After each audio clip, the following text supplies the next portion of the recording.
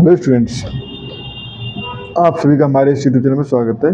Students, हम analytical geometry का paper solve करेंगे 2023-24 का, और क्वेश्चन नंबर 6B पे हम पहुंच चुके हैं, जिसको हमें सॉल्व करना चालू करना है। ठीक है, तो देखो इसको सॉल्व करना चालू करते हैं। हमारे पास वर्टेक्स V जो है वो गिवन है 2, 3, 1। ठीक है, एंड एक्सिस डायरेक्शन अगर हम देखें तो वो एक्सिस डायरेक्शन यहाँ पे निकालनी है हमें। ठीक है, तो यहाँ से देखो, यहाँ पे गिवन है कि axis are parallel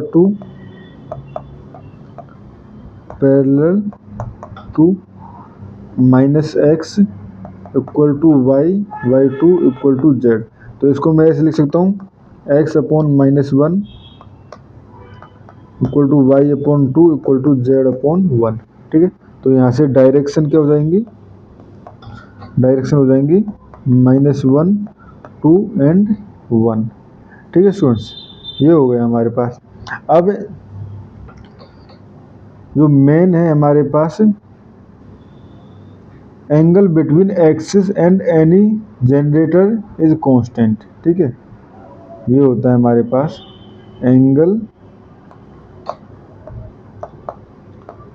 between axis and any generator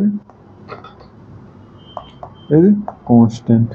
ठीक है, ये जब हमें पता है तो देखो ये हमारे पास पता चल गया। ठीक है, अब जनरेटर डायरेक्शन हमारे पास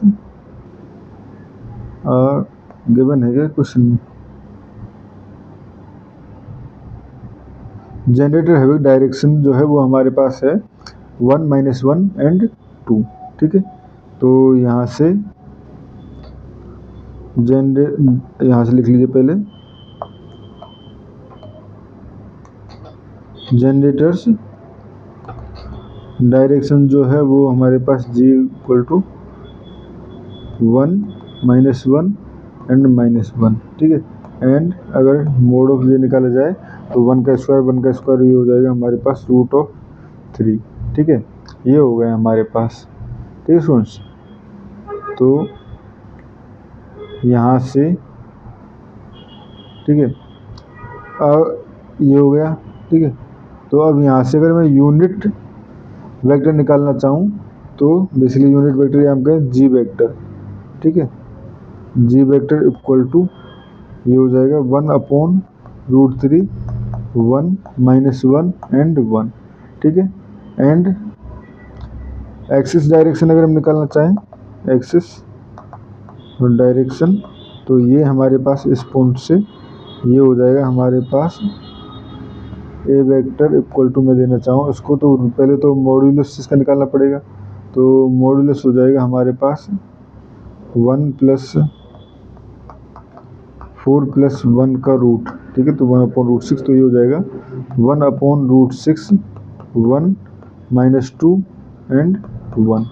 ठीक है, तो ये हो गए हमारे पास ए वेक्टर और ये हो गया हमारे पास जी वेक्टर। ठीक है, तो इसलिए जी वेक्टर क्या है, unit vector along axis, sorry along generator, and A vector जो है वो है हमारे पास यूनिट वेक्टर अलोंग एक्सिस। ठीक है, एंड लेट आर वेक्टर, ठीक है, सपोज ये है हमारे पास पोजीशन वेक्टर फ्रॉम वर्टेक्स, तो ये क्या दिया जा सकता है, ये हो जाएगा हमारे पास इस पॉइंट के corresponding.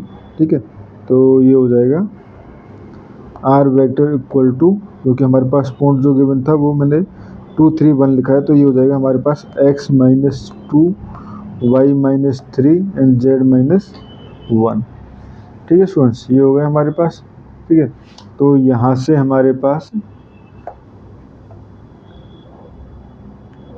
Having the direction proportional to, ठीक है, अब जो रिलेशन है वो हमें निकालना है। तो रिलेशन निकालने के लिए ये हो जाएगा हमारे पास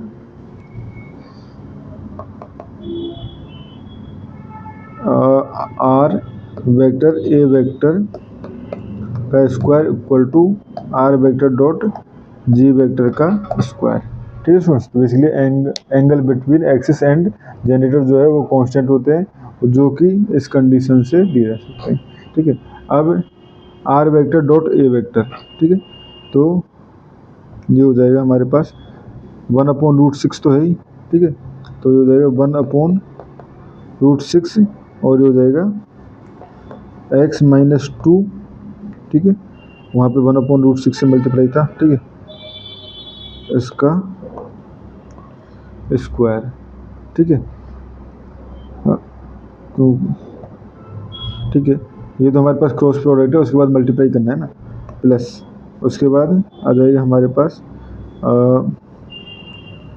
y-3। ठीक है, y-3 एंड ये हो जाएगा -2/√6। ठीक है, प्लस नीचे हो जाएगा, नेक्स्ट हो जाएगा हमारे पास z-1 का z-1 एंड ये हो जाएगा 1/√6 इसका स्क्वायर। ठीक है, इधर का स्क्वायर एंड सेकंड पार्ट भी हमें देखना है।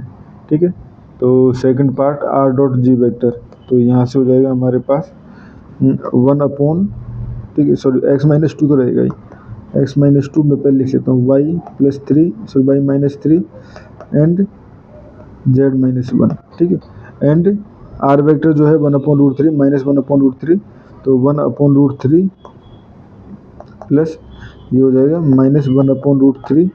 ठीक है, प्लस और ये हो जाएगा हमारे पास 1/√3। ठीक है, ये हो जाएगा एंड इसका स्क्वायर।